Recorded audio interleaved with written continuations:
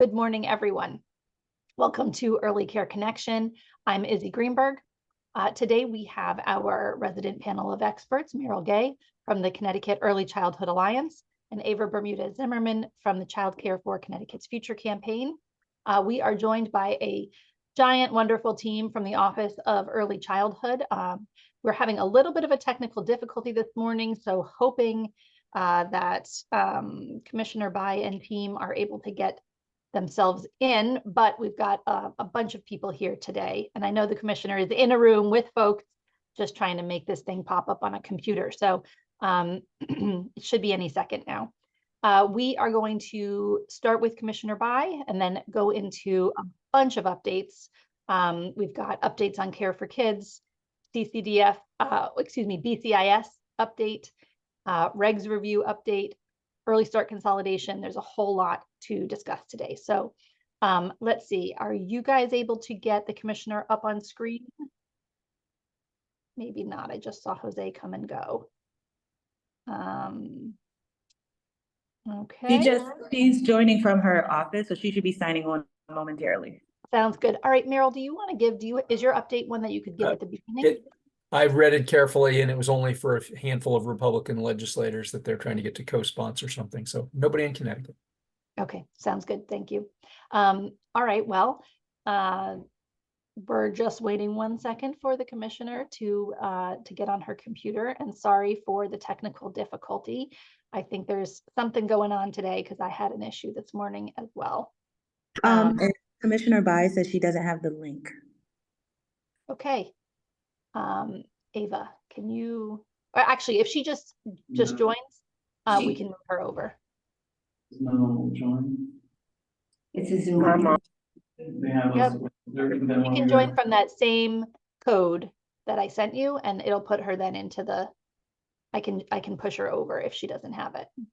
I just sent her the link that I received this Thank you. morning, so she should have it. Thank you so much. Welcome. It may or may not work though, Maggie, because if you've already used it, we'll try. Apparently this is some of the issue, is that Zoom had an update. So sorry, everyone. Thank you for being patient with us. Obviously, none of this is perfect and technology is amazing, but sometimes it has its limits. So just give it one quick pause and we will get Commissioner Bai on here as soon as possible.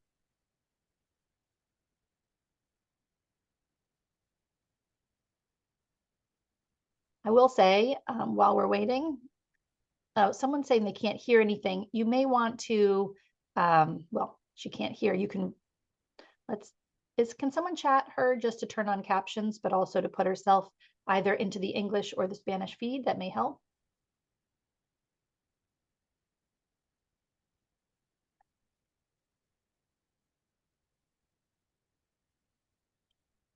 This is a reminder, I guess, for all of us to do our Zoom update. Oh, I was going to say childcare has been in the news a lot. There's been a lot more conversation, I think, in this presidential election around childcare. So worth looking up to see some of that, because it's been much more present, I think, in this round than it was 4 years ago. All right. Let's see. There's Commissioner. All right. Great. Good morning, Commissioner. Thank you. Sorry for all those technical difficulties. We had them on our end as well. Welcome. Good morning, everybody. Happy to be together on this gorgeous Monday morning. These are the days why we live in Connecticut. It's just amazing out there. And I hope if you work with young children, you're outside for 4 hours today, just as much as you can be, because what a day. So happy to be together. There's a lot going on, and I know we have a lot to cover. I'm not sure if we were able to get our background check teams on, but I know for now, I know we have our Care for Kids team. I know we have our licensing team. So I'm just going to give a broad overview to say that sort of the big ticket items for today, and my team can correct me or chime in if I don't have it right, but first of all, just to say thank you for the participants in our early start listening sessions that we've been having, and we have another one coming up this week that's going to be on Zoom now because the registration was very light in person. We had hundreds of people sign up and give feedback already. So we've got those going on. Kim can give you more details about that. We're going to hear from our background checks team and hear from you while you have our backgrounds checks team here. We're going to get an update on Care for Kids. We have our CCDF team on the call, and also Liz Proietti is here from licensing, who can give an update on regulatory changes and what to expect there. So did I miss anything, team? Okay, I'm going to turn it over to my very capable, hardworking team then. I believe Care for Kids is first, right, Izzy? Is that correct? We've got, yep, we'll have Julie Giacone joining us. She's the CCDF administrator, talking about updates on Care for Kids and the final rule. Okay, great. Thank you, Commissioner. Thank you, Izzy. Good morning, everyone. I'm going to share with you in the chat quickly. Julie, before you start, actually, let Yes. me say that if folks have questions, I'm going to try to answer. Is it better? I think it's better for you to answer questions about your section after your section rather than wait till the very end. Does that work for you? So if people have questions about what you're going over, they can put them in the Q&A, and then we'll try to get through those just as soon as you wrap up before we move on to the next thing. Certainly. Okay, great. I'm just trying very quickly to see if I can post this in. I'll tell you what, I will share and then I will post it afterwards. So let me share first. So for Care for Kids, I'm going to make this a little bit bigger. I'll post this. This is a 2-page summary, really well done summary from Child Care Aware of America with regard to the CCDF final rule. Julie, that was, You're not yes. sharing screen. We can't see it. Oh, can't see it. Let's try it Sorry. again. Thanks. Let's try that again. I said Can there you must see be it a now? solar flare or something today because nothing's we go. working. All right, we got it. It's Okay, there, yeah, great, but it is fantastic. small. So if you can make it bigger, that would I be can certainly can. So again, this is it's a 2-page document, but it nicely summarizes the differences between what is required in the CCDF final rule that came out in March of this year, 2024, versus what is encouraged. So I just wanted to quickly share that the requirements from the final rule require states to cap family co-payments at 7% of the household income.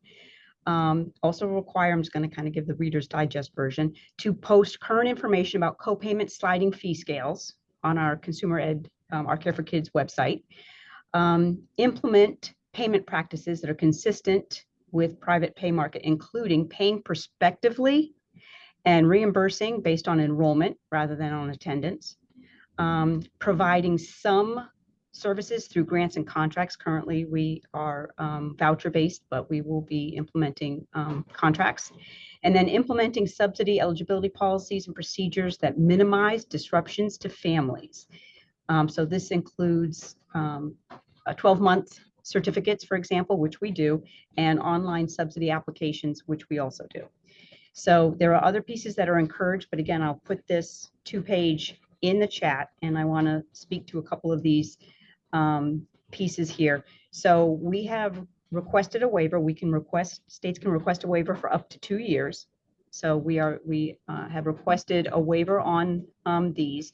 Just to kind of give everyone, we do post our information already on co-payments and sliding fee scales. That we do. So our waiver includes the co-payments capping at 7%. And paying prospectively, for example, we already reimburse on attendance we already reimburse on enrollment rather than attendance. We've requested a waiver on setting up a contracts through Care for Kids. And again, like I had mentioned earlier, we already do have our online applications available, and we already have a 12-month certificate.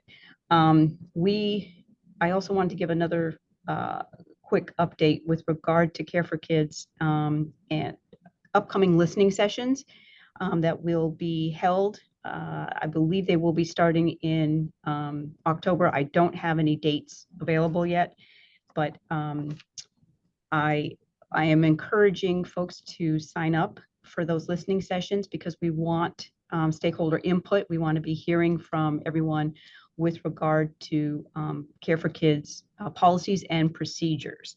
So just in case everyone is not aware, the recent legislation passed repealed our Care for Kids regs, but because we do need something in place, we have temporarily adopted, kind of readopted our Care for Kids regulations so that we still have some regulations in place as we are drafting this new policy and procedures manual. I'm not sure if everyone on the call knows, but our Care for Kids regulations were over 20 years old, so they definitely need updates. So we are hoping to hear from the field and from families with regard to what is working and what isn't working and what would work for our providers and our families. And for the most part, I think that's it. That is all the updates for Care for Kids. So I'm not sure if anyone has any questions. I can only see what's being shared, so I can't see if there's any questions in the chat. Sure, yeah, we do have a few. Someone says, let's see, many of our let's see. Actually, is that Care for Kids? Meryl, can you look at these and make sure that they're relevant to this section? Will you help me with this? One of our parents is doing her master's and was told that her child would not be covered as Care for Kids, only because it only covers parents in school for their associates and their bachelors. Can you speak to that? That is correct. We cover the up to bachelor's level. Okay, thank you. Many of our educators are having difficulty getting help to sign up through their patient or through their portal or Safe and Healthy. Is there a team that can walk new providers through the sign up? I think that's a licensing question, not right. That's a license. I was going to say this doesn't feel right to this section, but I didn't want to overlook it if it was. We'll wait on that one. So, yes, I have a question. So I think I talked to you earlier about the issue of whether or not Connecticut requires parents to comply with child support enforcement issues to cooperate. Yep. We have not. No, we do not. We don't. Okay. But it was still, it's in the old regulations that got posted as the interim. So we have a transmittal that overrides that. And I want to say it's like 2006 or 2009. We have not required families, that's not been part of the eligibility process as far as child support. And I did contact there were two organizations that had incorrectly posted Connecticut as requiring it. We do not, and we have a transmittal that speaks to that. Okay, good. Do you have, when you share this document, do you also have it in Spanish? I can check to see if, so this document comes from Child Care Aware. I can check to see if it is in Spanish. I'm not sure, but I will certainly check and see. All right. Very good question. After you stop sharing, you'll post it into the chat? Yes. This one? Okay. Why is Care for Kids not covering every child regardless of the parent's legal status? Is it, well, I'll let you go over that. So our eligibility depends upon the child's status, the child's citizenship, not the parents. Okay. So the child, and according to regulations, the child must be a U.S. citizen. We have the regs. You can refer back to those. But yeah, so if we're talking about undocumented, it does not matter if the parents are undocumented, but the child must be a U.S. citizen. Okay. And then let's see, I think this one's for you. Can you clarify the reimbursement based on enrollment versus attendance? So we're getting clarification on that right now from the feds, but currently Care for Kids reimburses if a child is in attendance one day of a month, the provider will be paid for the entire month. Okay, so that really basically shows that we are paying on enrollment. The child is enrolled, but we're not paying just for the one day, we're paying for the entire month. We're getting clarification from the feds if that in fact meets their definition of paying on enrollment. And they believe it does, but they're getting clarification from further up just to see if that is, but that is currently how Care for Kids reimburses. Okay. Are there certain educational facilities that don't cover for parents attending school? Like the Care for Kids certificate is where the parent attending school, where that's issued, but every school that takes Care for Kids would take it regardless of the parent's eligibility to receive it. I think So they're if- asking, No, like, I think, go I ahead, think Meryl. this is a question about parents who are in college. And Yep. this is a question about whether it matters which school they're attending. And I think it's really just about what the degree level that they're trying to attain. And I'll remind everybody the trick that Julie mentioned. If somebody is working, they can get Care for Kids while they're working, and then it's Mhm. much easier to get on for their time that they're in college, Right. as opposed to if they are a full-time student, they are a lower priority to get into Care for Kids. Correct. And so those priority groups include higher ed up to a bachelor's level, adult ed, and workforce training programs. Okay. This is a comment. Someone is seeing a much quicker turnaround on applications. This is a gratitude comment. I had a family apply in August and got their certificate over the weekend. Very excited about that.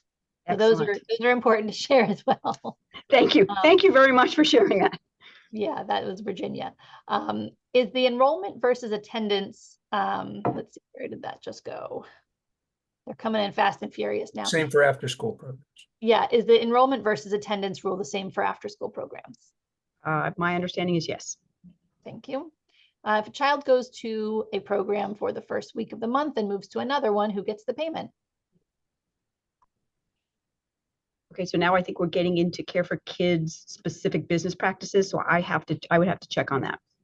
Okay, Meryl, can you help me here? There's, I just want to make sure I'm not asking things that are not One relevant. up above, why is Care for Kids paying more for the child that's older and not the youngest, making parents pay even more in parent fees? Not sure I understand that, but Care for Kids, well, I think that maybe, well, difference in the ratios and in the ages, is that what we're talking about? youngest kids who have the highest parent fee. I mean, the highest The youngest, that Care doesn't for make Kids sense. Okay, reimbursement. if someone wants to clarify that, you're welcome to, but we're going to pass on that one for now. Okay. I would also encourage too that these questions be posed at the listening sessions. Once we post those dates, they're going to be. We will definitely have Zoom or Teams options available. I am not sure yet if we're going to have in person or not.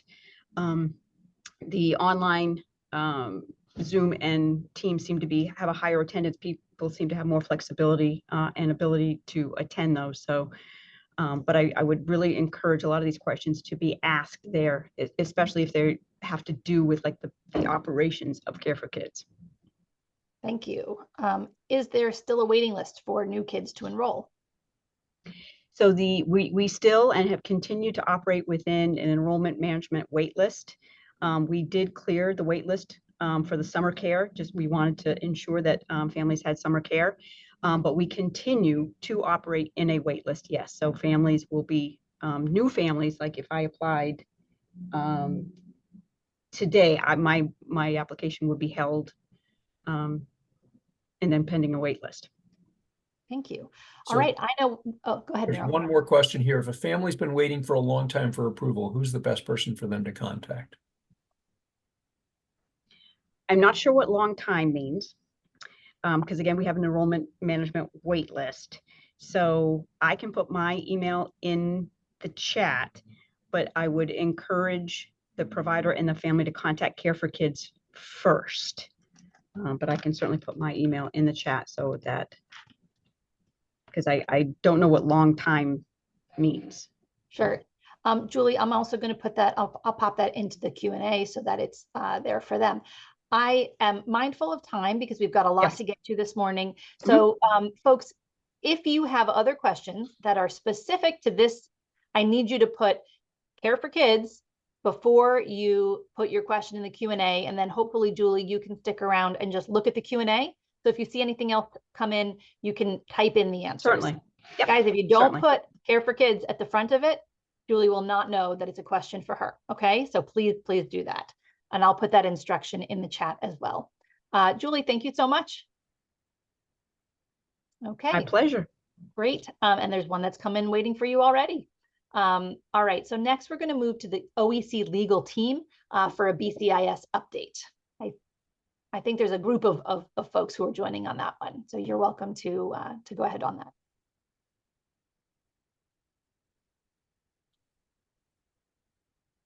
Agency legal director. We are the video. I don't know. Anyway, hopefully you can hear me and see me. It's because We can't see you. Oh, you We can't can see me. hear, I can see them. I can see them. I'm waving. Anyway, When they talk, it goes to Shamika Drummond. Oh, okay. Let me just pin the other. Hold on. I'm going to pin Jose so you folks are all seeing that. Spotlight for everyone. And now we can see you even though we're hearing Shamika's feed. Perfect. Go ahead. Okay. Good morning, everybody. Cynthia Watts-Elder, Agency Legal Director. We don't have a formal presentation in mind. We are just here to answer some questions. We do have a few emerging areas, new issues that we wanted to mention if time permitted. But we wanted to take questions first, if there were some. If not, we can go into our enhancements.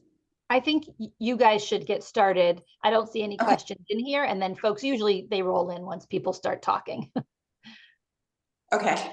I'm going to quickly just do a quick round of introductions. Shamika Drummond is the office supervisor. She had just started when we joined about a year or so ago. To my right is Jose Cruz, the processing tech extraordinaire. They're all extraordinaire, but he's our IT liaison. Shailene is our relatively new processing tech. She's on the phones a lot, and Abigail also is on the phones a lot. And both Shailene and Abigail are bilingual, so I think you've seen, hopefully you've seen an improvement with the phones since Shailene has joined us and supporting Abigail.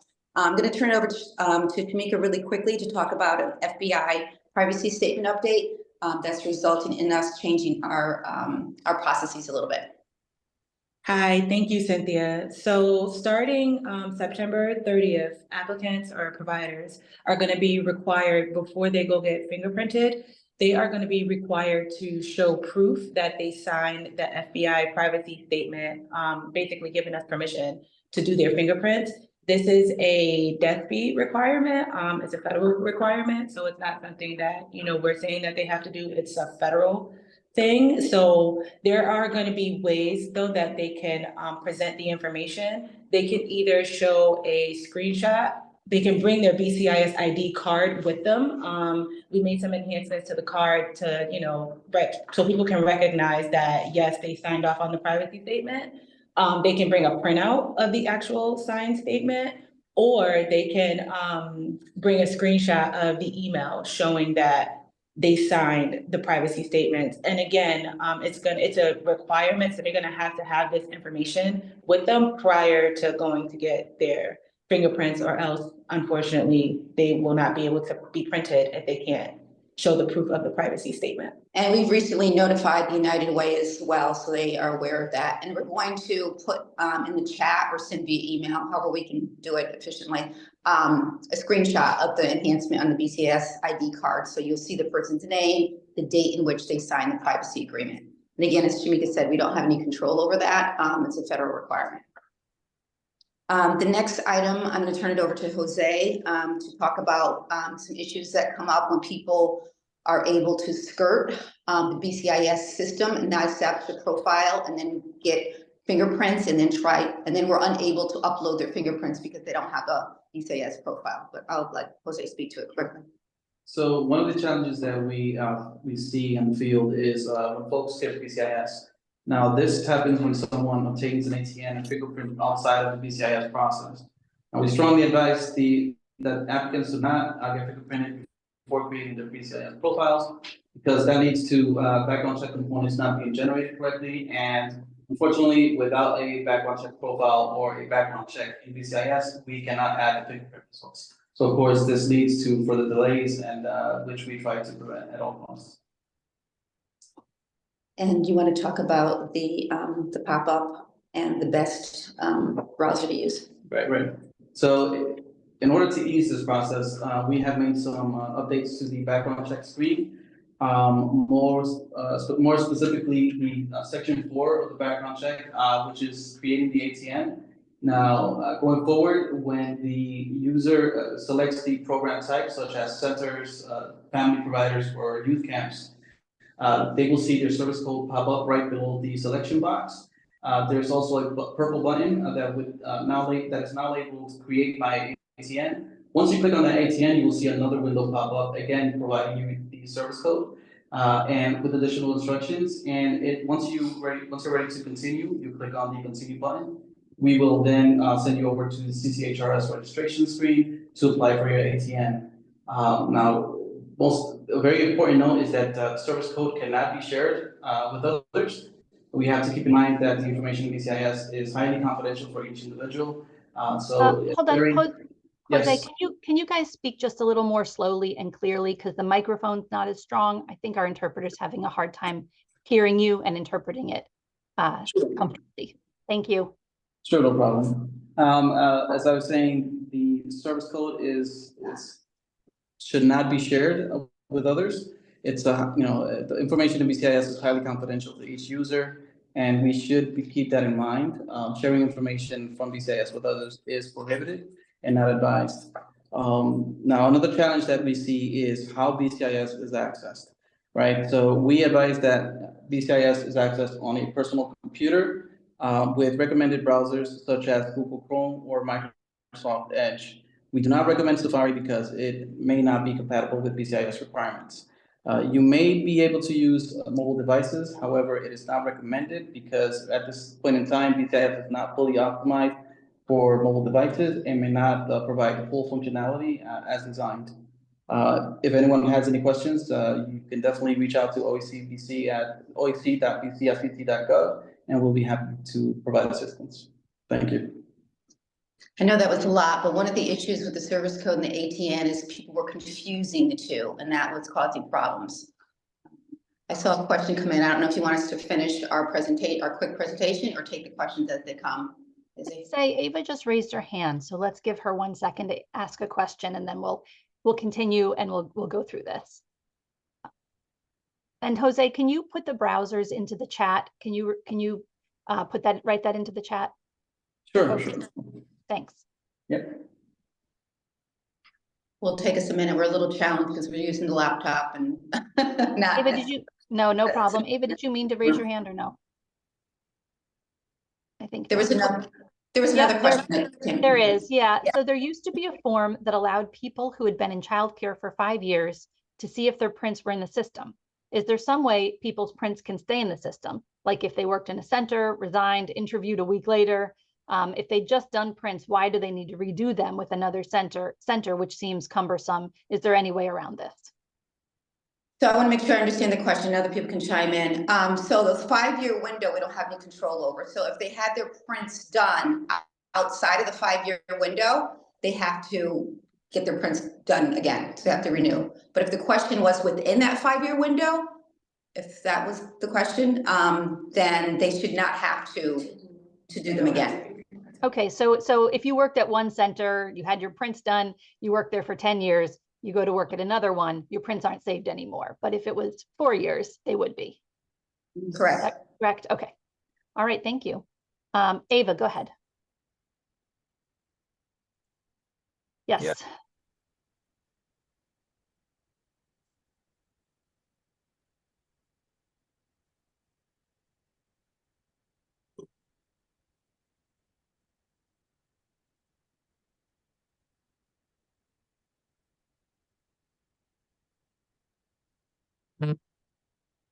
There's a question coming in. We're not hearing it.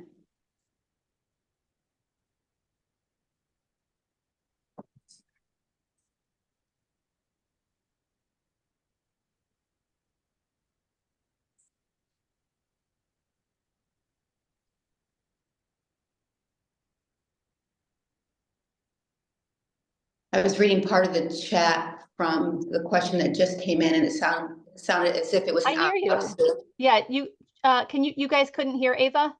No, Yeah, we could we could. not. Ava, maybe you could talk a little. I can hear her. Oh, you know what? Are folks in the right feed? We can't hear it. Okay. All right. Ava, maybe you're, you know what? You're in the interpreter feed. That's why. Can you uninterpret yourself and ask the question again? That's the issue. I'm sorry, folks.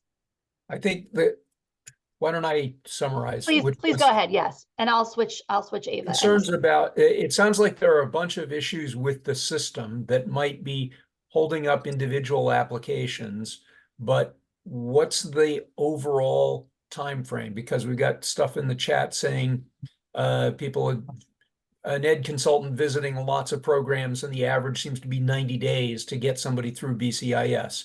Does that sound right? No, 90 days. There has to be some issue if it's 90 days. It should be about 2 weeks. But if there's an out-of-state issue, then yes, definitely could be 90 days. New York has been experiencing incredible delays, and unfortunately, we don't have any control over that. They have month-long backlogs.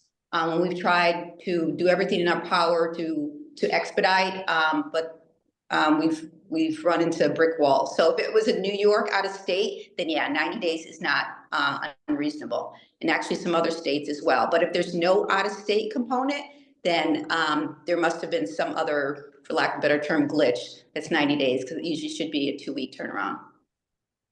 Assuming they went through the BCIS system. If they went outside of BCIS, then it's just when we learn about it, then it could be a delay. Because what will happen is sometimes if folks go and get printed prior and they didn't create that BCIS profile, we don't have any way of knowing that. So sometimes we have seen that happen where that can cause an extreme delay, because sometimes people will go get their fingerprints and then create the profile, but we can't enter the prints because when we went to enter them within that 2-week time frame, there was no profile. So yeah, sometimes that can be a factor and why maybe a person's fingerprints or something was not entered. I see a note coming in from Jessica. Jessica, if you want to send me an email, and maybe Jose can put my email in the chat, it's Cynthia.Watts, WATTS -elder, ELDER @ct.gov. I got it. I'll put it in the chat. I'll put it in the chat. Okay, I'll have somebody look into it.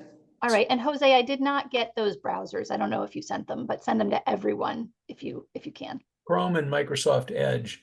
I mean, we Okay, have thank you. an industry here that is lots of folks who don't own computers, lots of family childcare who do this all on their phones, and iPhones are, you know, a fairly large segment of that model. And if Safari doesn't work, that's a problem for all of those folks to be able to use the system. Right. There's in fact a comment here. Is BCIS working on making background process mobile friendly? This is a follow-up. The younger generation does everything on their phone. And yeah, that's it's a accurate. long-term, that is on a long-term strategy with IT. And if you are unaware, BCIS is a homegrown system. So obviously we recognize there's, you know, imperfections, but it allows us to be nimble and make some changes. But there are a lot of incremental changes that we are trying to make. The ones that Jose described earlier, we made a priority, but that is on the list for a long-term strategy to make BCIS more mobile friendly, because we recognize that people are doing everything on their phones. Great. I'm sorry that we are a center bordering another state and are finding the out-of-state background checks are taking a very long time to clear in the BCIS system. The work supervised status has been up for 2 of our employees since March. Is that something you guys are able to comment on? Yeah, again, if it's New York, unfortunately, I'm not surprised to hear that. And there might be some other states. Abigail and another processing tech was with us today work in the out-of-state realm. Unfortunately, we do what we can in terms of giving instructions and providing contact information. We try to do some troubleshooting, but each state is different and have staffing constraints that make our staffing constraints look like they don't exist. So if you could maybe put in the chat what state it is, definitely if it's New York, then that's not outside the realm of reasonableness with New York. But if it's other states, we know we can look at it. And yeah, there is somebody who said New York was taking a while back in the chat. And we also have a general email. If you have any out-of-state issues, you can always email us to oec.bcresults@ct.gov, and we will get back to you with any out-of-state status inquiry. We'll put that in the Please chat. put that in the chat. Yeah, it's a little difficult because the laptop is a distance away. Yeah, tell me it again. I just didn't That we had to spelling. do. We don't have the laptop readily available, but we will do that. Sounds good. There's also a suggestion that folks can download Google Chrome for their iPhone. So if that's something that folks need. All right, we have a request here that you have a tutorial for some of these things on your website, a YouTube video, something that would help folks because it's a lot to take in. There's another question here. Is there a number we can call to speak with someone about issues getting tracking numbers from BCIS? Going back and forth with email sometimes makes it a longer and more difficult process. A phone number could be useful. Do you guys have a number to be called? So I will just share some feedback on that. I think that's something that Jose touched upon. It may have been missed. If BCIS is bypassed, or if that ATN process is bypassed, there's no real way that we can help give you an ATN. It's important to share a few reminders, and we have shared and posted the importance of verifying that all information is correct in the BCIS system along with the CCHRS system. Sometimes they make errors within their names or their date of birth, or they'll submit their names in reverse order. But if you do have issues with finding that applicant tracking number, feel free to reach out to us via email. I can share the phone number. We can share the phone number in the chat as well. But it's important to just take your time while you're navigating through the BCIS system, because the BCIS system will naturally take you all the way through each and every step, all the way up until you get your applicant tracking number. Just for some quick background, once you've completed your 3 forms, the first one is the Terms and Conditions form, the second one is the DCF Privacy Act form, and the third one is the FBI Privacy Act form. BCIS will ask you to select the facility or the role that you are working under. And once you select an option from that dropdown, your service code will automatically pop up for you. And then right under that line will be a line that states, please visit the CCHRS system. Sometimes folks are kind of just rushing through that process, or like they're moving through the system quickly, and they'll like bypass that or overlook that. And that's a common issue that the BCIS team here works with the public to help solve. But it's the system, as I stated, will naturally guide you through that process so that you can complete that applicant tracking number, and it's that pre-enrollment form of the CCHRS. Yeah. Weigh in for a sec here. I think that's helpful answer, but I think what they're saying is it possible to create some kind of YouTube video or something to put? There is a video link there is. that we do provide when we send. So we have instructional PDFs, and the instructional PDFs go through each and every step. There is a lot of context, which can be a little overwhelming, but we also have the video link that we include when we do share the instructional PDFs. The question is, could that just be on the website, like just as something people can get to? Maybe it is. Maybe it is a link on the website. You're making it sound like you only send it out when people need it. So I'll pass back to Jose, because in the beginning he did mention that there are updates now within the BCIS system to kind of like help highlight the fact that, hey, this is where you go to get your applicant tracking number. I just wanted to touch upon the importance of understanding when you do visit that CCHRS website, that if you do complete that pre-enrollment form with errors, it will cause additional delays. And just something I that just can say be that. easy Yeah. something that can be easy to overlook is that, like, all the acronyms, like as you're saying, CCHR or BCIS. I know people know we're talking about BCIS, but all the initials to people who are new to the system are Right. really Right. hard to understand. So, Yeah. Cynthia, Yeah, you go we ahead. can look at- I'm just trying to say, Yeah, I understand. we'll do our We're- best to improve Right. so that you Right. have ways to go to our website. Exactly, me- exactly. We'll let me say, look into that, make it YouTube videos. And the number is 860-500-4466. 860-500-4466. I'll put that into the chat. Thank you. There are some comments here that the PDFs have been helpful, but that the videos in English only and Spanish would be very useful. Another one saying that if some of the fields were required, then they couldn't be skipped if they're required. There's so much good stuff here in both the chat and the Q&A. I am conscientious of time because we've got still 2 more things to go over.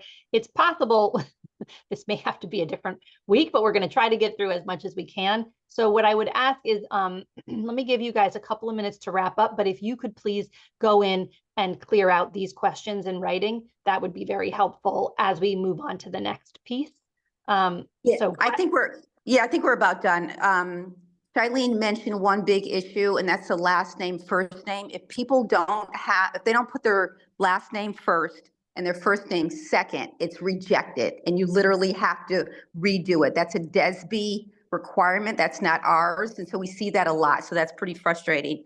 And I think that was it. The out-of-state questions, the OEC.BC results at ct.gov. But we'll definitely make the PDFs and the tutorials Spanish, and we'll look at doing YouTubes that are more focused on particular issues. And I think that probably was pretty much it. We can go on, and we'll take a look at the questions. Yeah, there's the questions for you. There's 11 of them. The first one is still, I think, a Care for Kids question, but going through Maria's at 10:15, all of those are for you. So if you got, or actually the last one might not be, but if you guys could answer those, we will now move on to the next section. Sorry, folks, but we've got, and somebody's asking, what is DESB? Real quick, can you finish that? Yeah, Department of Emergency Services, Public Protection. So state police, yeah, thank you, state police. They are the entity by which we get the authority to background check, to get the fingerprints. Yeah, So and if folks have requests in other languages, can you also put an email or phone number or something into the chat for them to reach out on that? Yeah, I just want to weigh in one last time and say our background checks team works so hard to be responsive and positive and problem solving. So these questions are super helpful, and we're really grateful for their work. This, as you can hear, is super complicated because of all the federal rules around privacy and background checks, and how we have to work with the state police in Connecticut, but then the state police in other states. It's really important for child safety, so we take it very seriously, but we understand it adds a big barrier for some of you. So this input's going to help us think through how to make things more accessible. But I just want to give a big shout out because our background checks team is truly answers so many calls each week and does their best to be responsive. So I just wanted to say thank you here to them. Yeah, and thank you, agreed, and thank you to this team for being here. I would say to our community, if you have more questions for this team, please just put BCIS at the beginning of your question so that they see it. And you can even edit your questions that are in there, I think, to include that now to make sure that it gets flagged for them. We will, of course, send all of the questions and the chat to everyone who's here today so that they have it. Okay, thanks, guys. We are going to move on to Regs Review Update. And we're going to get Liz Prietti in here from who's the licensing director. And let me get you spotlighted here. All right, great. Thanks, Liz. Welcome. Thanks, Izzy.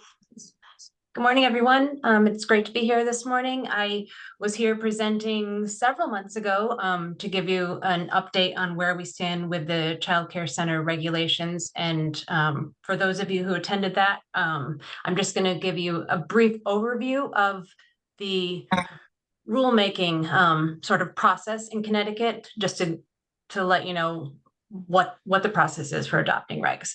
So as many of you know, we published a notice of intent to adopt regulations back in October of 2022. And at that time, people made comments, and we responded to those comments with additional changes. We also had to make some changes as a result of some compliance issues with the Administration for Children and Families. And as a result, we put the regs back out for public comment in June of 23, and then once again in October of 23 after additional changes were proposed. And as many of you know, this is the first time in well over 10 years that these regs have been changed. And so it's a huge undertaking.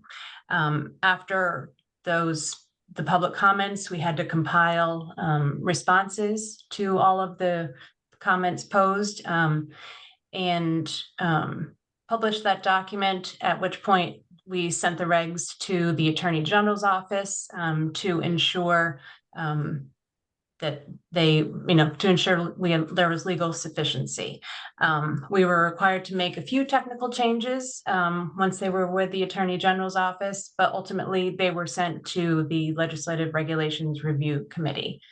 That committee meets monthly, and it's their responsibility to review regulations posed by state agencies and approve them before the regulations are implemented. It's a bipartisan committee comprised of 6 senators and 8 representatives. And we are on the calendar, on their agenda for 2 weeks from today, September 24th. The committee has the authority to either approve, disapprove, or reject without prejudice, the submitted proposed regulation. Disapproval is rare. And it is much more common that the agency will just have to revise a proposed regulation, resubmit it to the committee once it's been reapproved by the Attorney General's office. So that's where we are. We are looking forward to the meeting on the 24th. In the interim, we have also put forth, we've adopted policies and procedures that we were eligible to do as a result of legislation passed in the most recent session, which allowed us to implement changes to the school age, group size, and ratio requirements. And those policies and procedures allowed the ratio went from 1 to 10 to 1 to 15 for school age programs, and the group size is now set at 30. Those policies and procedures were implemented effective August 30th. So that's our update. All right. So John is wondering, what is the effective date once the regulations are approved by the Regulations Review Committee? So once a regulation is approved, it has to be submitted by our agency within 10 days to the Secretary of the State. So we will do that within that time frame once they actually approve the regulation. Okay, and what about ratio for under 3? The ratio for under 3 is part of the regulation that's being reviewed by the Legislative Regulations Review Committee. Okay. Can you take me off audio or no? Okay, hold on. We need to switch. I'm not a mute. Hold on. Sandra, I hear you not in the interpretation feed. So hold on. There you go. I think you're in the Spanish feed now. If you can hear me, if I can add something really quickly, just to manage expectations on the time frame. given the breadth and length of these regulations, it's highly unlikely that they're going to be approved without technical changes. So the 10-day window that Liz referred to is accurate, but it's unlikely that we're going to get there at the first pass. So we're likely going to have to go back and make some changes. Thank you. Okay. I'm seeing that a lot of folks are putting questions in the chat. They will not get asked from the chat. If you have questions, please put them in the Q&A. I just can't, there's too many things flying in at once. I can't manage it all. So, all right, let's see. Maggie, I see that you wanted to answer a question live. There's a question about regulations. Are these updates specifically for childcare centers and group childcare homes, or also family childcare homes? Sometimes it can be hard to tell which settings are being discussed. I will defer to Liz, but it is for centers, but I defer to Liz. Thank you. Yeah, these regulations are specific to childcare centers and group childcare homes. There will be future changes to the family childcare home regulations, but those have not been proposed at this time. Okay. Maggie, if you can hit answered, then that clears it out for me then. What happens after it goes to SOS? Secretary of State. Yeah. Thank you. I was going to say, and what is SOS? Secretary of State. That's right. Thank you. Yeah, so after they go to the Secretary of the State, they become effective, at which point we will notify all programs of the adoption of the new regulations. Okay, and what was the feedback on the 2-year-old ratio change during public comment? We had feedback both in opposition and in support to that issue. Okay. So let's see. And where can we find these new regulations? Where can we find these new regulations? Mm-hmm. The proposed regulations are posted on the e-regulations section of the Secretary of the State's website. Once they are, we also have the proposed regulations posted on the licensing section of the OEC website. And once they are approved, like I said, all licensed programs will receive notification of the updated regulations, and those will be reflected on our website as well. Great, thank you. And for the BCIS team, if you guys could be answering those questions in there, it would help clear them out for me. Now they won't be able to be answered after we close this. So thank you. Okay, let's see. School age ratio changes went into effect in August. Changes for toddlers are not in effect yet? That's a question. Are changes for toddlers? Okay, that is correct. And is there a timeline on that? That will be dependent upon the Legislative Regulations Review Committee and how soon the regulations are passed. Okay, all right. And that's let's see. Okay, if it is likely changes will need to be made after the 9/23 meeting, how long will those changes take? We are very anxious to get these changes implemented as well. We know that the field has been looking forward to some of these changes. So we will, it just depends on what the committee sends to us for changes. But we'll work to expedite all of that.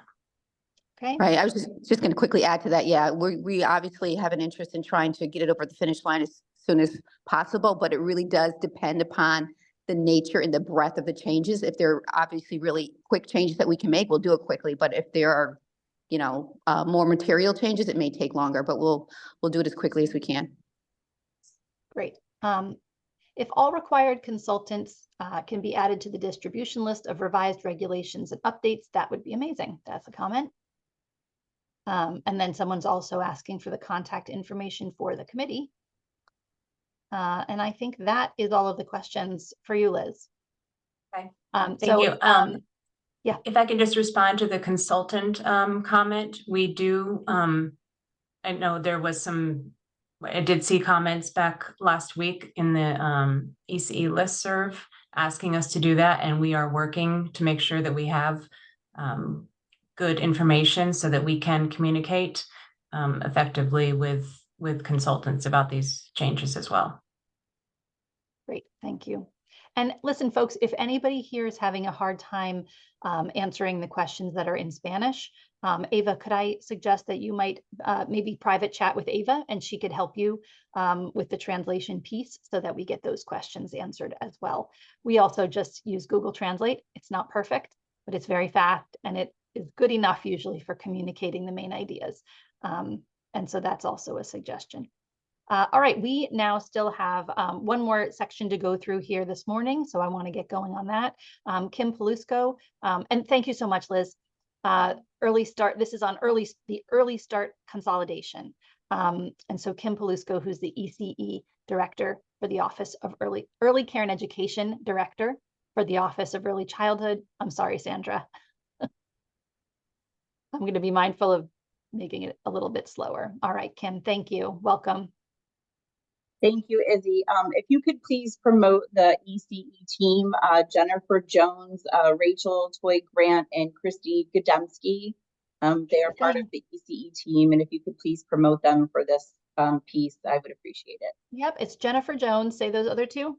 Yep, Rachel Toy Grant. Yep, and got it. Christy Godemski. Thank you. Doing that now. Thank you. All right, they've all been promoted. Okay, thank you. So we just wanted to give a real quick update about Early Start Connecticut. For those of you who might not be familiar, Early Start Connecticut is the new funding stream for state-funded programs.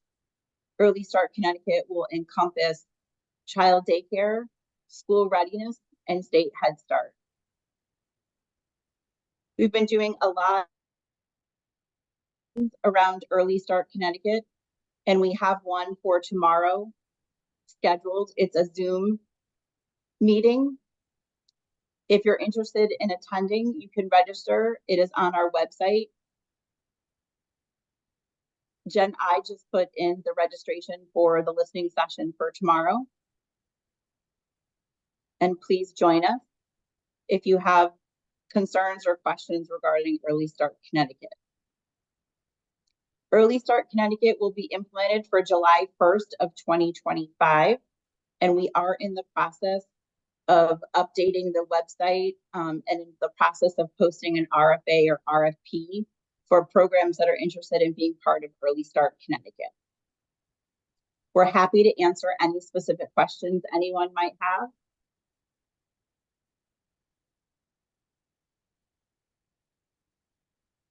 Ava or Meryl, I don't know if you guys have any questions. I'm opening up the Q&A right now.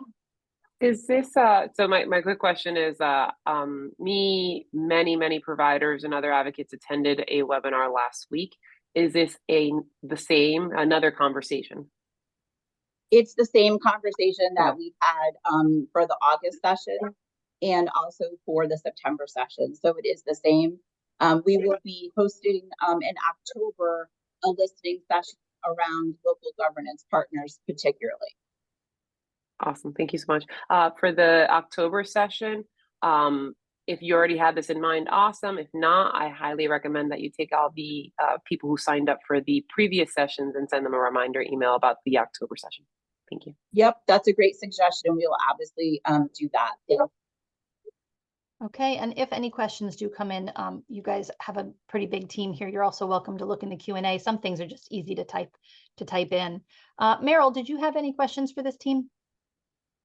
No, I think they've been doing a lot of outreach to hear people. The one feedback I've got is that I think there are folks expecting that they're going to hear what the definitive what it is, and there are a lot of questions that still aren't ready to be answered yet. So that's. Yeah, thank you for that, Meryl. That's one of the reasons that we're getting a lot of feedback and holding a lot of these sessions, because we really want to know, what their questions are for Early Start Connecticut. And as we implement it, we'd like to know exactly how the field, is giving us feedback so that we can implement this so that it is helpful for the field. We really want to stabilize programs and make sure that, you know, we're answering any questions that the field has. Jen, Rachel, Christy, anything else you guys would like to add? There's another question here, but go ahead. Yeah, please go ahead. Oh, no, I wasn't going to say specifically, but programs know how to reach out to myself, Rachel, and Christy, those that are currently state funded. We're here to answer questions as you all may get them. So please reach out. Great. And I'm just asking people to put early start at the beginning of questions for this team. I know it does get a little confusing who's supposed to be answering what. So sorry, guys, we are trying to cover a lot of ground here today, and we have about 250 folks here.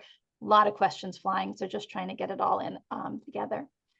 Okay, so within the early start system, will programs be able to shift their funded slots to the age group that has the need? For instance, if 1 year they have more IT needs, infant toddler, can their preschool slots get shifted to that age?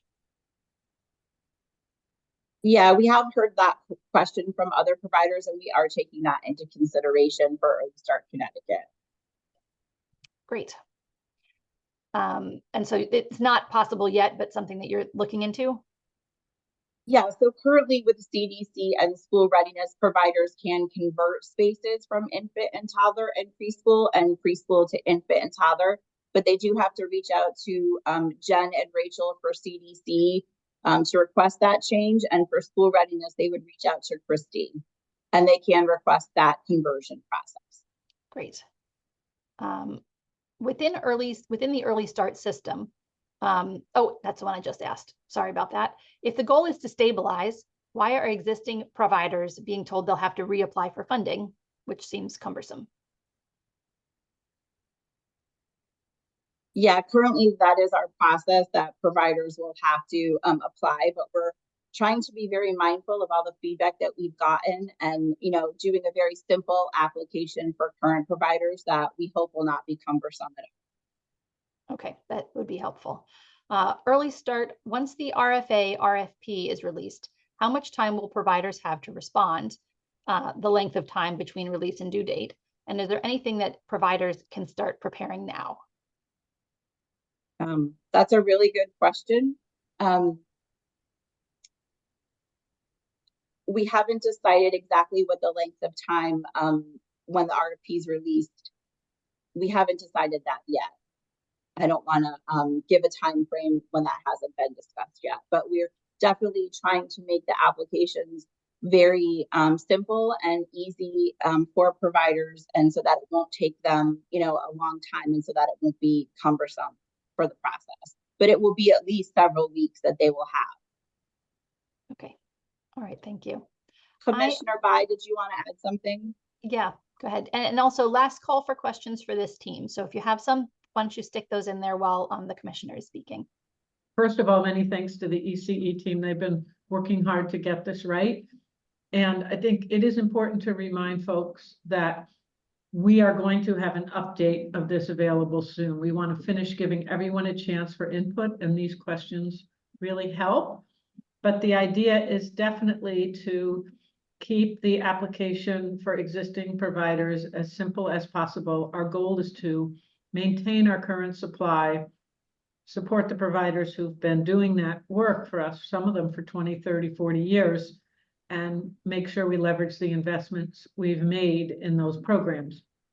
At the same time, we want to make sure we serve as many children as possible and shift some of the spaces where there have been chronically underutilized to places where families are on long waiting lists to get state-funded childcare. So I just, you know, we will keep the process as simple as we can, but it really will give us information to know what's happening in your programs as we plan the next phase. But just know that there will be an update coming out. We've had very good attendance at the listening sessions. So we've had a lot of feedback. It's actually hard not to fix it before we come out again, but we're trying to be fair and give everyone feedback. And then there'll be another update with more information. Right. Thank you so much, Commissioner. Izzy, I just want, I see there's a comment in the chat about there being the session tomorrow being held in Middletown. As Commissioner Bai mentioned earlier, that has been changed to Zoom. So the link that is in the chat to register will register you for the Zoom meeting. For this, oh, I'm sorry, you said Zoom, not noon. Yes, Zoom. Sorry. Yes. Okay. Yes. So the meeting tomorrow was originally going to be in person, and it has since been changed to virtual, and it will be held on Zoom. Thank you so much. All right. And that's probably helpful for folks. The travel time can be hard. And probably less helpful for other folks who love being at an in-person event. And it's what it is. Yes, I'm very sad. I was looking forward to an in-person event. They're much my preference because we found during the Blue Ribbon panel that sometimes the conversations in person go a little deeper and people are more engaged, because when you're on Zoom, like right now, probably a quarter of the people are attending to other tasks. So you don't get the full attention like in person, but we'll keep trying through different phases to do some in person. I'll keep pushing. Old lady, this old lady who's used to meeting in person. Yeah. All right. So is there more from that team, or are we, Meryl or Ava, did you have questions before we sort of just do a final wrap up?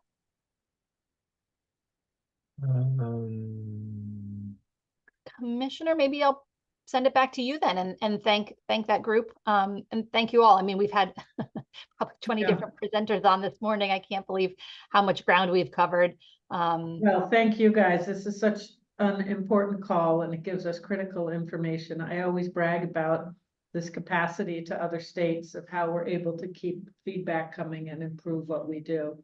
I come away realizing that, first of all, we want to be sure that we have enough technical assistance around the background check information system and plain language and bilingual. I come away with the impression that whatever the legislature decides on ratios and new regs, that OEC moves swiftly to implement those because a lot of people are waiting. And I would say third, that the ECE field, particularly state-funded childcare providers, are anxious to see some of the updates to the early start plan based on feedback. So we'll work on those things, and really, really grateful for all the providers out there who are doing the hard work every day. And we know things like regulations take time and can make it harder to have time with the children. So we've got to work to make our systems work as well as they can, and also so you have more time to spend with children, or maybe even having time to eat your lunch. We know how busy you all are. So thank you for all you're doing for families and children in Connecticut. Yeah, thank you, Commissioner. I mean, if there was no paperwork to do, this would be a stressful, demanding job. And then you add in all of the terrible details that we talked about today that take up a lot of time. So glad that you never forget being a program director. It stays with you. Back then, there were 5 state agencies we were dealing with, which was hard, but I know it's still hard, even when it's one agency. We'll keep working to do better. Yeah, thank you so much. And we will hopefully have you folks back on soon when there's more to report out. Great. All right, great. Thanks, Commissioner. And thank you to the entire Office of Early Childhood team for being here today. Much appreciated. That was a lot of information. There are a lot of links, contact information, things in the chat. So I recommend, I know we've had some issues with this in the past, whether or not folks can download that entire chat. But just so you know, we always post the chat transcript in the description on the YouTube where we post these recordings. So within the next 24 hours, this recording will be posted. And then in the description below, we put a link to the Spanish audio file and a link to the chat file so that you guys can get all of that information that you need there. So if you don't get to download everything today, don't worry about it. It will be available to you. It's YouTube. YouTube.com/@Early Care Connection, I believe. I will stick that into the chat. I can grab it and stick it into the chat. And really the easiest thing to do, guys, is subscribe. And so if you click at the top, subscribe, the minute that the video is posted, you will get an email to the link. And that really is the simplest way. You don't have to go back and check, because sometimes we're able to post them very quickly and sometimes it takes a little longer. This is staff time, but also Zoom time, so no guarantees. Before we wrap up, Meryl, I know, you did not have an announcement actually. So Meryl or Ava, anything else before we close? All right, and did anybody else have anything? I see some people are on camera now. Just want to make sure I didn't miss something. No, all good. Okay. Thank you to everyone for being here. Have a wonderful week. We will see you back next week. I guess that's it. I hope you have a good one. Thanks so much. Thank you, everybody. Thanks, everyone.